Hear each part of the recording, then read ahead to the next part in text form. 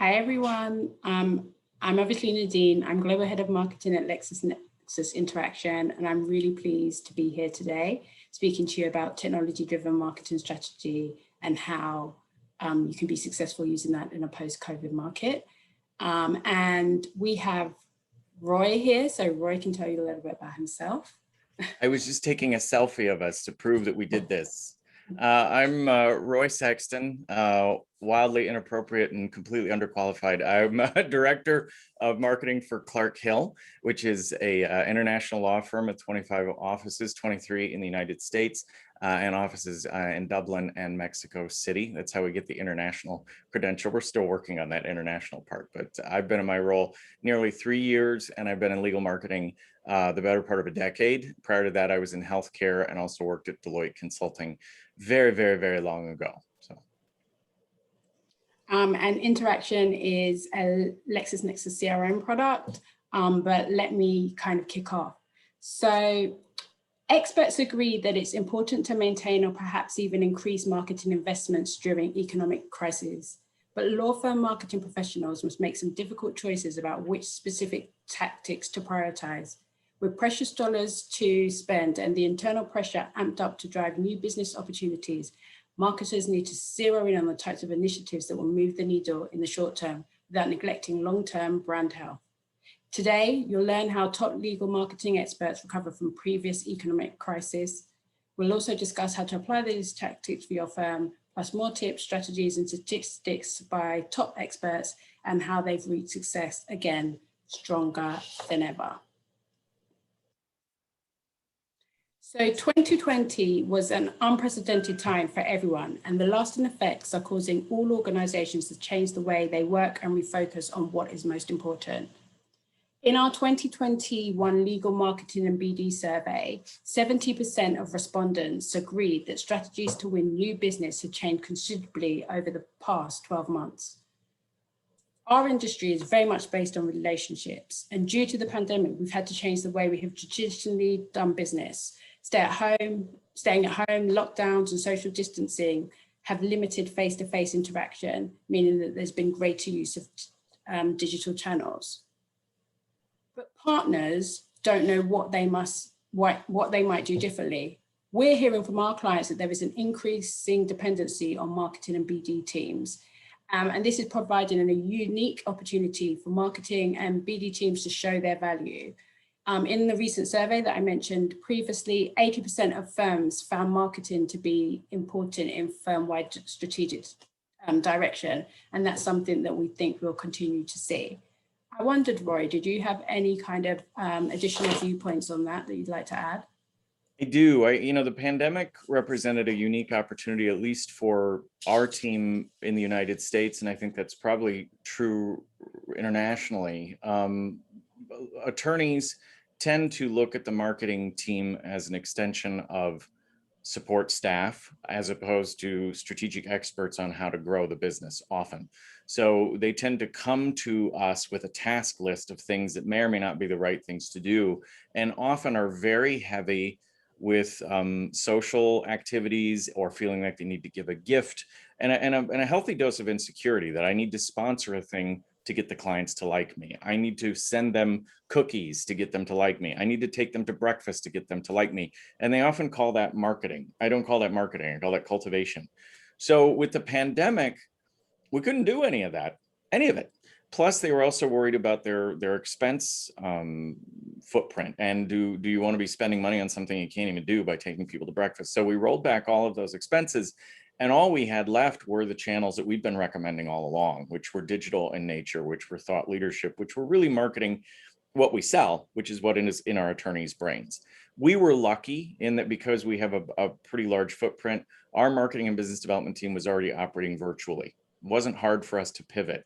We also had started down the path of building an audience on social media, building the mechanisms to get alerts out, making sure that we had a PR and media strategy. So it was very easy for us to lean into that. And quite frankly, a blessing that I didn't have to sponsor a rodeo or plan a Christmas party anymore. I was thrilled. And now we were talking in the green room before we started, we're in this awkward phase going in the other direction. And it will be interesting to me, and I think that's where presentations like this can be helpful to all of you as marketers. Take this data and go back to your firms, and before they start filling your lists again with activities that you know aren't particularly helpful. I had one of our very important partners told me he wants to have a party with 500 people inside in September. And I'm like, that's a terrible idea on multiple levels. And I have to figure out how to say, put that energy into thought leadership and content marketing. We're launching ABM marketing, where we're targeting key clients and industries, but I now need to get back ahead of that and show people this is working. You're spending less money, putting less of your energy and time in, and you're reaching the right people. So please don't make me plan a 500-person event in September. So you have to be your own politician in that regard. I think finally, you lean into the outcome. Many of the firms last year made more money than they've ever made before, and it's because they weren't spending money on silly things. So if you can try to show them, keep your marketing footprint lean, focus on technological investment, focus on investment in people and their talents, and don't spend money on ephemeral things like parties and sponsorships that the impact is very hard to measure. It's very random chance that you're going to connect with the right people, and it's gone. You spend the money, it's gone in 2 days, and the impact is gone, versus really investing in your infrastructure and your thought leadership. So.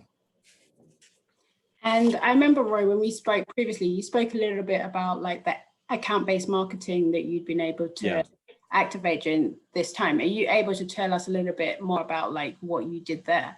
Yeah, it's been on a number of channels. Some of it was very homegrown and through social media, and what I knew how to do in terms of promoting and boosting posts on key pieces of content. At the beginning of the pandemic, everyone was generating all their COVID content.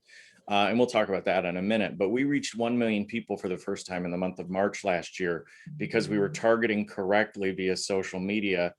And again, it's not, I don't think of myself as a great marketer. I feel like I've stumbled through life with a reasonable amount of skills in listening and learning, but I know audience because I have theater training. And if you can tell me the title of the person you want to reach, the industry they're in, and their geography, I can figure out where they are, and I can take the right message, which is a piece of content that makes their lives easier at the end of the day. That's what they want. They want something from our attorneys that they're not getting billed for. It might not be legal advice, but it's something that tells them how to navigate a difficult situation. So we had a lot of opportunity to tell them how to navigate difficult situations last year. So if you target that, get that profile correct, hear from the attorney, who do you want to reach? I'll find that person for you. And that's going to make their lives a lot easier. Now we launched our new brand. Please check out our website, clarkhill.com, a month ago. And we are in partnership with ALM currently on an advertising package where they are taking right now our brand video, and we're going to start with gated content and other pieces around our industry segments.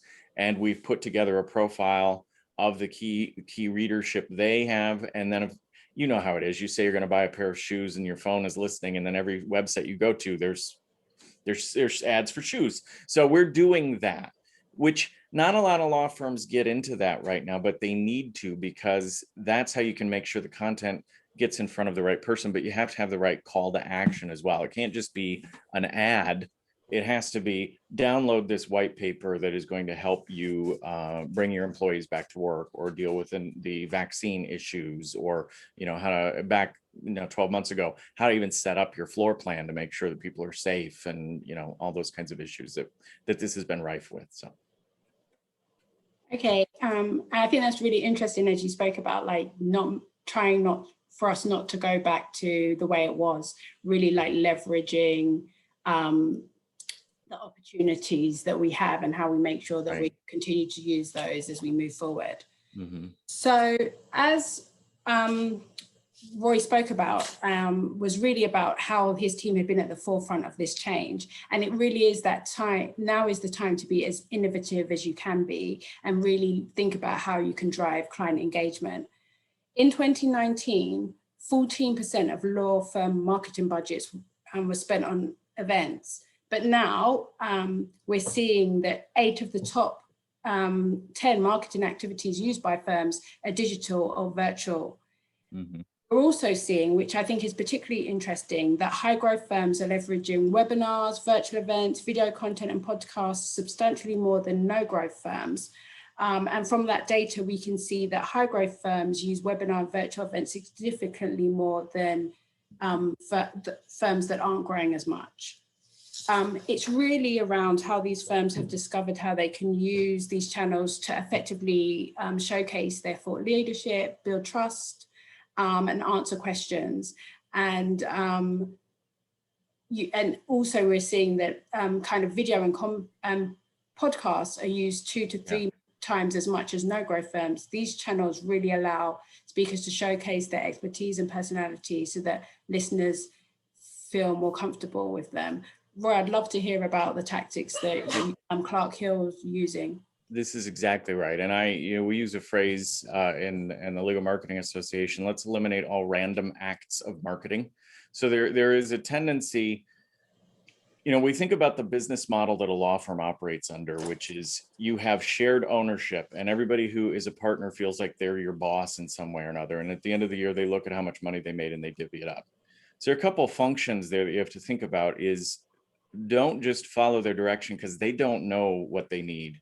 It's a bit like you have to think of yourself as a fitness instructor where you see me coming and you have to tell me to eat carrots and run.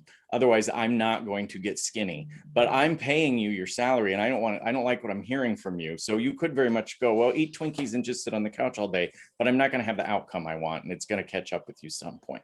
So make sure you take this moment and get them focused on the things that matter and help them understand why. This pandemic presented a unique opportunity because it did strip away all the random acts of marketing. You just didn't have access to them. So there still is a window to get in there and show them the impact and the potential these things have had. So we did focus on webinars, hot and heavy, and we got people ramped up very quickly. And we use social media primarily. We don't have a very good CRM opportunity, by the way, to talk to us. So I had to figure out other channels to get this information into people's hands. And the webinars, because these were really hot topics, labor and employment was a great leader for us in other areas because there were so many questions about how to deal with my own staff and employees. And then that led to other industry folks and other opportunities in the regulatory front. But we put together at least, I think 120 webinars last year, if I remember the number. That could be made up, but we had a ton, and some of them had 300-400 people attend, which is a record for us because people were hungry for the information. They had nowhere to go. You have a captive audience. Now follow along on that with media outreach. If you have an attorney that's prepared content for a webinar, take that same content and pitch it to media and say, I have someone who can speak on these topics. Are you writing an article or would you like to write an article? We talk about it as the rule of 3. So when someone is doing a webinar, we can promote it in advance. We can do something during, just like I took a picture of me and Nadine, and I'll post that later going, I did a thing today, yay. And then after the fact, those notes that Nadine has crafted for this, she could turn that into a blog entry or a post that says, if you missed us on what is today, June 9th, here are my notes from the meeting, and we'd love to catch up with you if you're financial. So you have an opportunity with your attorneys to promote them 3 times for something they're doing already, and then come back to them with the measurement and say, this is how many people attended. These are the people you reached. Look at the industries you caught that you wanted. And then they get addicted to the idea of this and they want to do more. Podcasts, we launched 4 podcasts last year, and we've got 2 hosts that record almost weekly. And they realized it was a great opportunity for them to engage with the very people that they would have normally maybe run into at a local chamber of commerce or at an industry conference. They can invite them one-on-one. I mean, Nadine, you're doing that with me. I'm somebody you want to cultivate a relationship with. So you've asked me to be part of this. That flatters me. It makes me feel good to be here. People can hear me drone on and on for a little bit.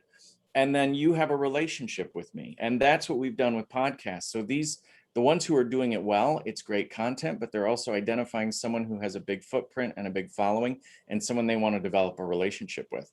So when you talk about the nexus of business development and marketing, these tools, whether it's a webinar, a podcast, something you can do where you can invite a client on or a prospect, have a conversation, you're creating a piece of content that other people will enjoy.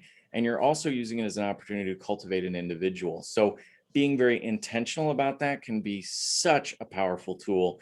And we have all of these digital networks to avail ourselves of that can be very powerful. I would say what we now have done is we've gotten more focused in the strategic investments we're making. So we with the launch of the brand, I use that as cover to go, I need an SEO partner that is going to teach my team how to do SEO, not do it for us, but teach us how to think strategically about how we're positioning our content. I need a social media provider. So Bright Edge is who we're using for SEO, Sprout we're using for social media. And I'm using Sprout because they don't always do legal exclusively, but they work with other industries and they know what is being consumed. They can give me word clouds about key themes, and I can go back to the attorneys and say, don't just send me a picture of, you know, you cleaning the beach. That's great.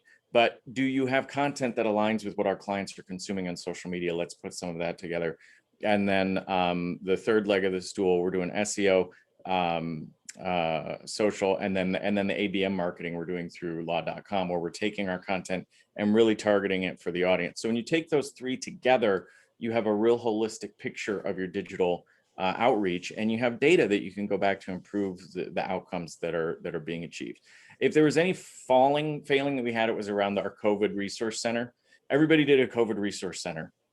And I think all of us, there were so many COVID resource centers, who cared? It's like, okay, great. You put all this in one place. That's fine from an organizational perspective, but it isn't an offering. We had to step back and look at the webinars, look at the podcasts, and go, what can we do to engage people in the content? Just sending everybody an alert because something happened. Our clients are getting hundreds of alerts from all the law firms in the land, so they're getting lost in the shuffle.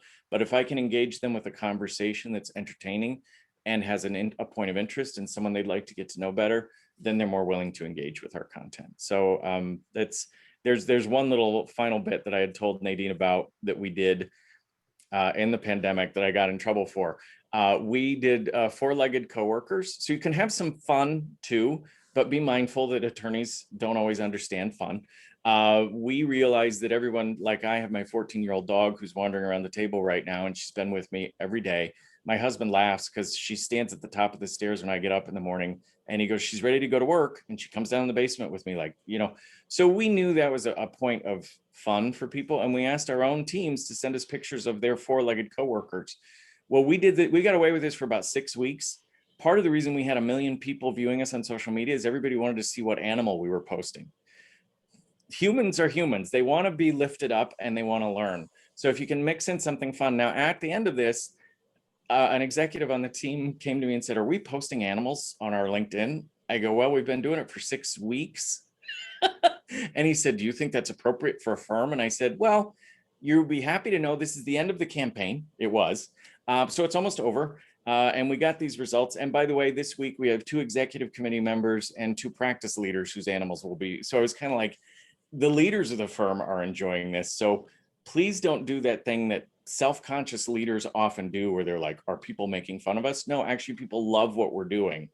But I also know enough when their handwriting's on the wall that something's ending and someone's feeling uncomfortable. I'm like, oh, good, your luck, we're done. But you know, that was a fun bit that actually had as much of an impact as the hard content we shared. So. And I think like the points that you just made there really around like innovating and trying new things, learning from them. I think one of the things that we've all been able to do, whether you're in a law firm or you know you're a technology marketer like I am, is really test and try new things and learn from them and pivot. And I think like we said, you know, the opportunity to still continue to innovate is really there for us as long as we kind of leverage it and take advantage of that. Mm-hmm. So, you know, we wanted to go on to really talk about how firms should adjust in the long term. And there's a huge opportunity for marketing leaders to really rethink their overall strategy. You know, you can use the data, as Roy talked about, available to you to create a really highly segmented and targeted plans that will drive results. So there's a couple of things that we'd recommend. So firstly, use the data you have on clients to help identify those who may be right for growth, i.e. you have the potential to win more work with them as they can consolidate their firms, or by looking at relationship strength, variety of work done with them, etc. Just as Roy said, you know, we're working together here on this presentation, cultivating a relationship. And there's lots of you know, just doing that allows us to really look at what opportunities there are. Also, really consider and recognize those practice area trends. So use data about the opportunities you've won and see if there are practice areas that have grown, and also identify those that have shrunk during the crisis. Again, target industries with the growth potential. So, really use that data about the opportunities won and penetration within certain industries to see if there are areas of potential growth. And then lastly, once these objectives are set, you can use the data to really help execute a targeted marketing strategy and ensure all your initiatives and opportunities align with those objectives that you've set. So you're pursuing the areas with the most potential for ROI.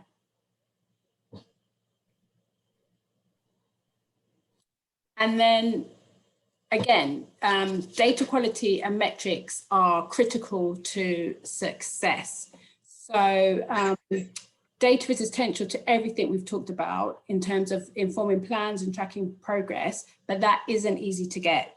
Deriving insights from your client data is the foundation to a strategic approach to firm growth, but most firms still struggle to drive data-based decisions across their business. So in our recent survey, we found that the #1 challenge in successful marketing efforts is data quality. And that hasn't shifted since our previous survey that we released in 2019. So still really a big concern. But high growth firms are 4 times more likely to be using metrics to track marketing and BD success. So Roy, I really wanted to talk to you about some around the kind of how you're using metrics to really drive your marketing and BD strategy. It's so important. And it reminds me, I may have mentioned this when we were doing our prep, but having been at Deloitte and having been in healthcare, when I left healthcare, I remember we used to complain we didn't have enough data. We were tripping over data in healthcare. We had all kinds of publicly reported databases we could pull from for market share. We could look at different fee arrangements that healthcare systems and doctors, and we had it all. And we felt like we didn't have enough. And then I went to legal in 2011 and I was like, do you have a market share report? Oh, do you have any client satisfaction data? What's that? Can I see my budget? Why do you want to see that? I was like, oh, good Lord. So I would say that the industry's come a long way in the past decade, but I think you have to come again. I'm a big fan of understanding how an industry came to be. Attorneys are people who generally don't like math. And so they went into the law because they like words and they like rules and they like structure and they like organization. They like solving people problems. So to come at them with data, you have to assume this is not a comfort zone for them and that they're just going to generally tune out unless there's a what's in it for me. And we know that what motivates attorneys is the revenue that comes in. It is managing expenses. It is being seen well, regarded well, being seen as a competitor. Those are touch points that speak to the attorney mindset. So if you can come at the data through those perspectives and say, your clients are saying this about you. What can we do about that? How can we move the needle? You have a desire to be more recognized as a media personality or as a thought leader in your industry. How can we make that happen? And then you look at the data and say, how can our dashboards help them get there? So we have pulled together dashboards, and this is not my work. I am speaking to my boss's work. I love you, Susan. She is the genius, Susan Ahern, who is in Dublin. One of the best bosses I've ever had in my life. If you get a chance to get to know her, please take the opportunity. She's brilliant and fun and kind and been a great support to me. So I will say that. But she's the one that realized that the power of data to help motivate the organization. And so she's worked with a member of my team on the marketing side through Power BI to put together some dashboards. And I think you have some examples of those, right, Nadine? So just these are blinded examples, so they don't go into the huge detail that you might like to see because it's proprietary, but it gives you a sense of how we've structured the data. We know pitches and proposals, pitch rates, and success rates. That's kind of a point into the funnel that the attorneys are very interested in. It's competitive. It's, did I get it? How much am I pitching? But that also allows us then to have a conversation about resource, because the attorneys will say, well, let's pitch everything and see what happens. Well, that's not good, because you're stretching yourself so thin, you look desperate, and you also aren't necessarily effective. And the things you might win, you might lose because you're so busy trying to answer every pitch that or RFP that comes down the line. So this has allowed us to have focused conversation over time. So as the data trends, as we collect this information, show them which pitches work, which don't, we can then go, there are drill downs. So if you click on any of these, you can go into industry group, you can go by attorney, you can go by practice area and say, what's working, what's not, what did we pitch last month? And then our business development managers can take that information and do a diagnostic on, here's what didn't work, here's what did work, how can we repeat? That then gives us focus on the marketing side to provide them tools and materials that will help open the door, that will help create the conversations, that will help make those engagements more successful. So that's just one example of how on this dashboard, we can start to drill in and have some strategic conversations with people. I don't remember, did we do a second one here, or is this the only one okay. So this gets more into the, thank you, I'm old, I don't remember. The marketing side of the fence, sponsorships, webinars, it shows you how we're tracking some of that information. So again, we can filter by business, we call them business units, but they're basically practices. We can filter by year, by business unit, say this is how many webinars you had. This is how your attendance is tracking. This topic was more interesting than the other topic. We promoted it correctly. These speakers have a better following, because you can't help yourself. It's like you're running a movie studio. There are certain attorneys I have that I know if I put them on social media, we get 300 likes and 10,000 views because they share it, they're beloved, and it works. Now, that's not to detract from the other people, but I need to put the people out there that people are going to come see and use that lift for everybody else. You know, in retail, you call it sometimes a loss leader or a open box that brings people in. In other industries, it's like this is my lift that carries up the rest of the organization. Attorneys think so singularly and they only worry about their business unit. You have to use data like this to say, this is creating presence and awareness for all of you. So don't feel upset that I'm focusing more on this attorney right now, because that presence and awareness makes more people see your content. So again, we can use the data to show them that and what's working and what's not. Sponsorships, interestingly enough, we built all of this out and then we froze all sponsorships. But we had the historical data to show we got $1 million in requests. We actually approved $300,000. And then we could look at each of those sponsorships and say, what did the attorney, because the attorney will give you a 3-page document about why this sponsorship is so important to their business development. And then you approve it and they never do anything with it. And you ask them later, did you meet the people you wanted to? Did you get the business? Well, no, but it's really important. Can we do it again? No. Now I have data to show you made a commitment and said this was your plan for this investment. It didn't happen. And then I use that moment to remind them, look, this isn't my money. This is yours. So if I spend the money on this sponsorship, this is less money you have at the end of the year. And if you're not getting the return, a good example, I think I used this in our prep.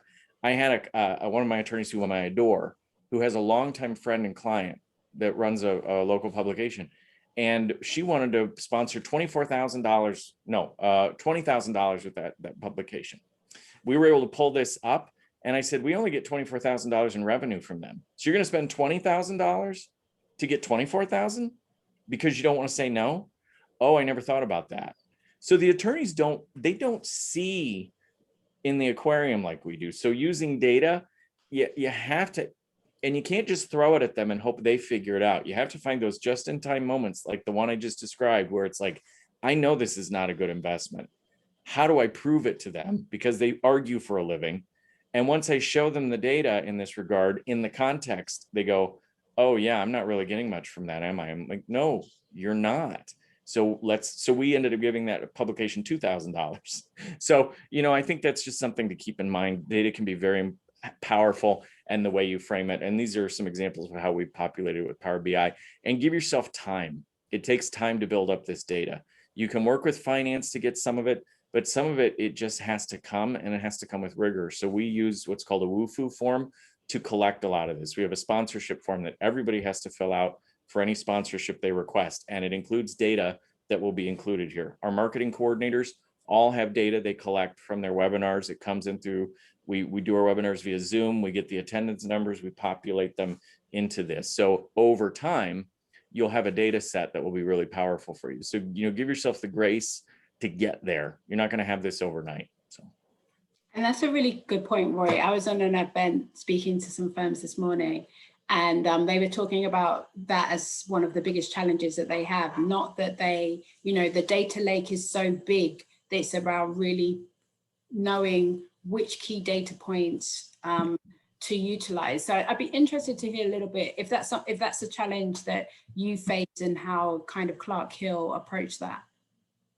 It did, and I think what served us well is I hate this expression, biting the elephant one bite at a time, because I'm a vegetarian and an animal lover. I'm like, ugh. But it's you have to do that, and you have to start with the things that are of interest to the attorneys and then build out. So this started with the pitch and proposal data that was on the previous slide, and it started with my boss, who had done something similar to her previous organization, and our pitch and proposal person building up this data and entering it correctly for each pitch and proposal that went in. And then we as a steady drumbeat, we have a business unit director meeting every month, and Susan would put this up on screen every month. And yes, the data was building over time, but she still was sharing. We put out this many pitches, and these many were successful. That was where it started. And then as people got acclimated to that data, we knew we had another problem around sponsorships. That was kind of the next thing we bit off, because sponsorships are very political, and in at least in American firms, they might be everywhere that way. Attorneys always want to spend money because they think it's easy to write a check and make people like them, and they just come at you all day, and they think you're the bad guy holding the pocketbook. And I'm like, look, I have a budget, and I can either spend it on technology that will scale and reach a lot of people, or I can blow all my money in the first quarter on luncheons and dinners. So you've got to quickly get your arms around even how much is out there, how much are people asking, which bucket is this falling into? And that's why we came up with the idea of collecting a sponsorship form at the front end as a request mechanism. We then had a nucleus of data very quickly, everything anybody thought they might ever even want to do. We knew we weren't going to do half of that stuff, but at least it gave us all the data. And in the process, we were like, oh gosh, we didn't ask for this. We should have asked for that. You start mining the data, and you're like, but you also can't give somebody a questionnaire that's 43 questions long and they're going to fill it out. So again, we got the data, had to refine, and in getting the data, then we had a story we could go back to leadership and go, do you want to spend $1 million and all this stuff? Oh no. Okay, well, you tell us what has value, marketing.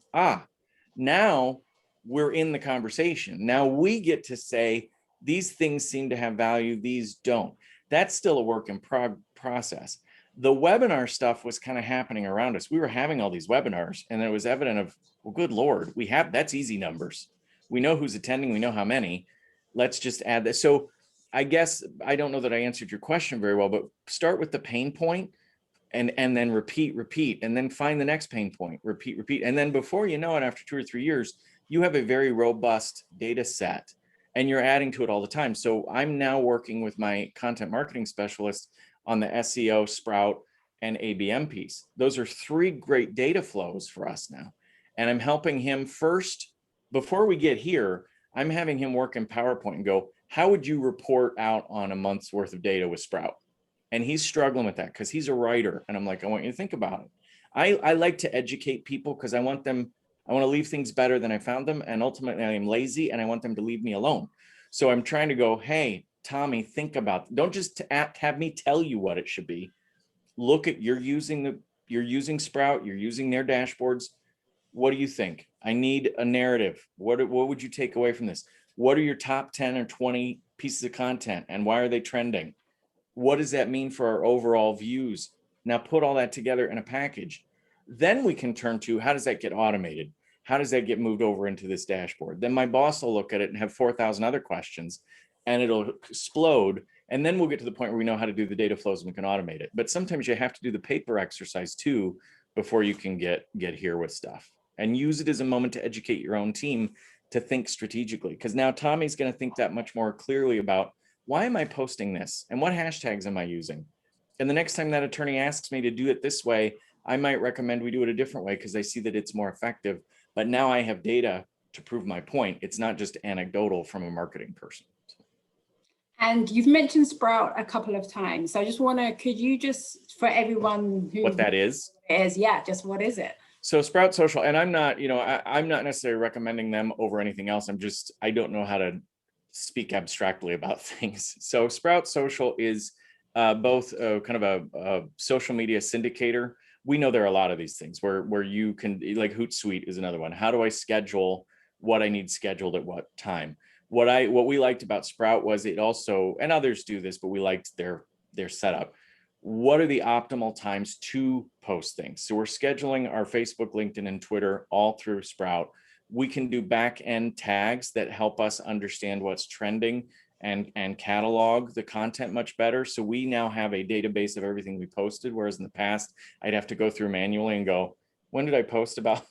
So that's all captured. They also have a listening and learning tool that I find very fascinating for our research side of our team, where they can get into what topics are trending on social media. So if you have a client or a prospect or an industry, you can pull for that, and they pull up a word cloud to say, this is what is being discussed in the retail space right now, or before you go into that client. And it's not just the marketing stuff that comes from those folks, it's anybody who's talking about that. And they go into Reddit, they go into those dark corners of the internet none of us should ever look at, and they can say, here's what we see trending. So it becomes not just a scheduler and a data repository and a way for us to measure the effectiveness of our social media. It also then becomes a listening and learning tool. So I really liked the platform for that reason. We've just been using it for a couple months. Will we love it forever? I don't know, but I always look for that tool I can bring the team that will elevate their thinking. And if they outgrow it, then we look for the next tool that can help them get there. So. And I think this was such a great example that you shared around like how firms are doing things differently. So in our report and the research that we've been doing, we've been really looking at what high growth firms do. And, like you talked about, it's really around using historical data for setting goals, and being able to determine patterns that lead to success and adjust processes accordingly. Are the kind of things that they've shared with us that they're doing. Mm-hmm. What we found was that these firms that grow are growing quickly and at high rates. They're tracking kind of business development and marketing metrics 4 times more than other law firms. So, definitely take a tip from those firms. Don't focus exclusively on just kind of executing programs, but also focus on how you evolve and optimize them so you can see those benefits that you can learn from, just as Roy said. Roy, I also wanted to ask you one more thing. What's next for you in terms of your technology, and, how will you be using it to innovate your marketing and BD?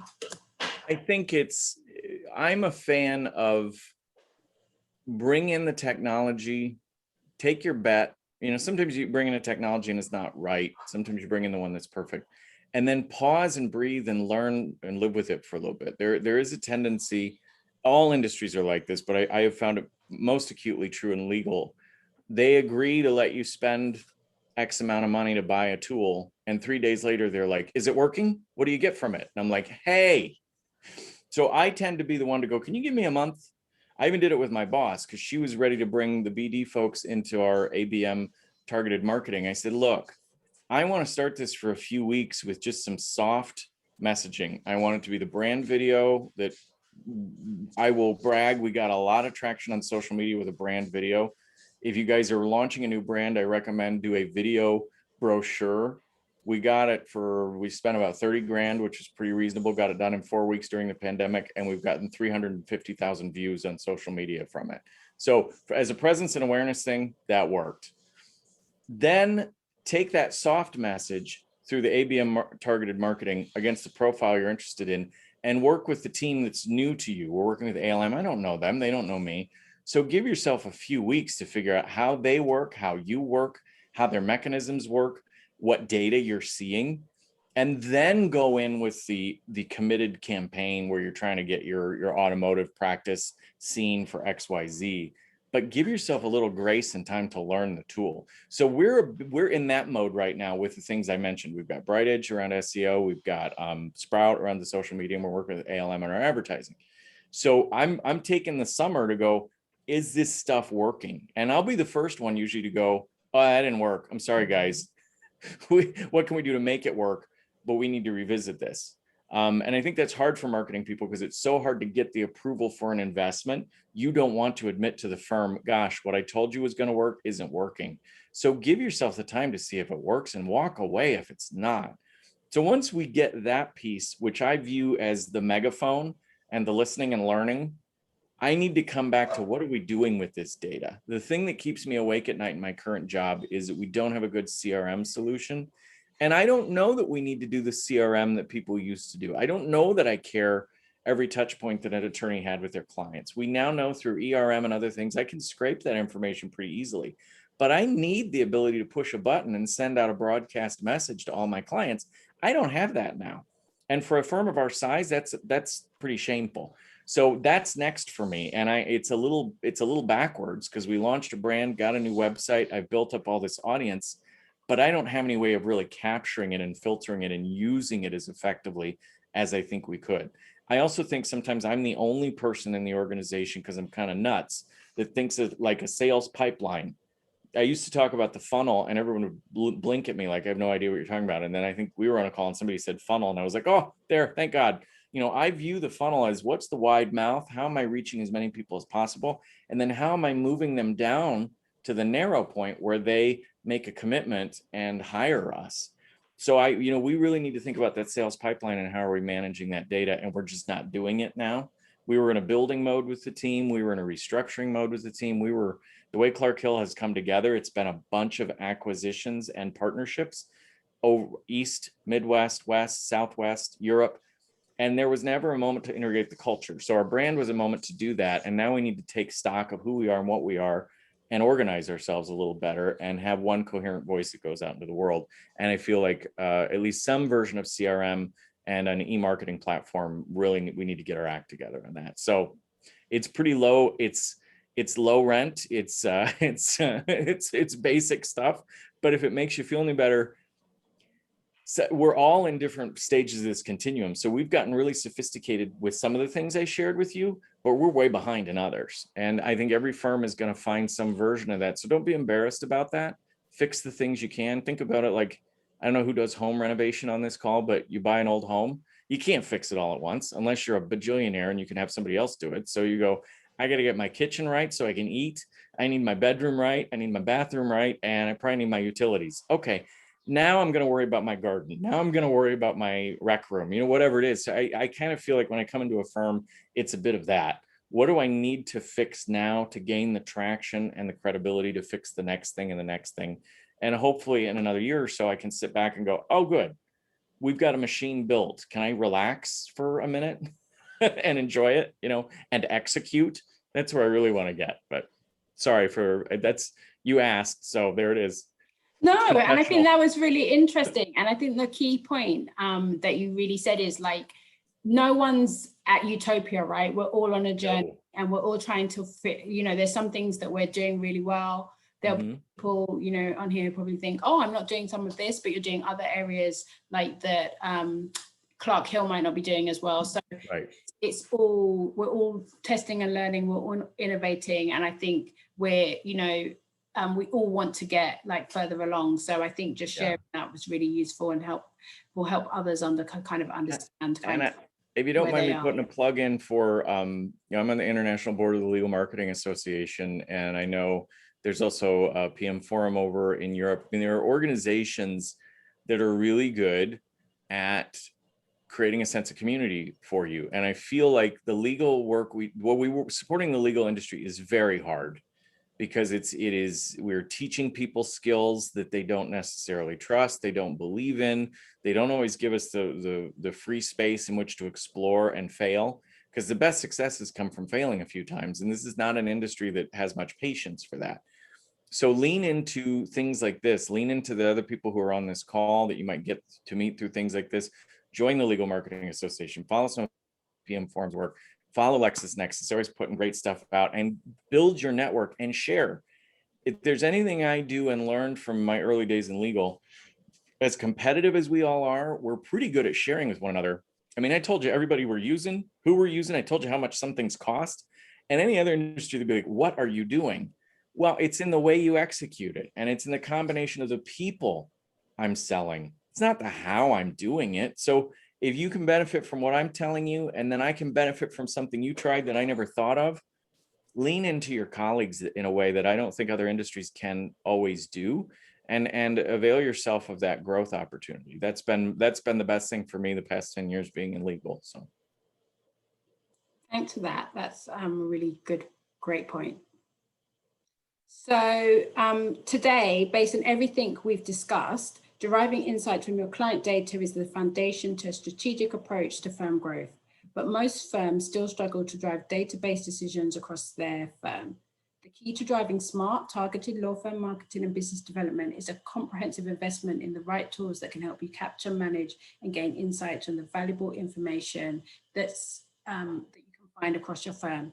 This isn't only for large firms. Start by identifying the right processes that work for your firm, and then empower your people with the necessary tools and technologies to support it.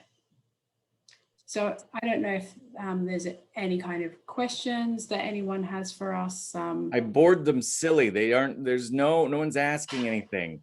There are 19 of you. We see you. I'm teasing.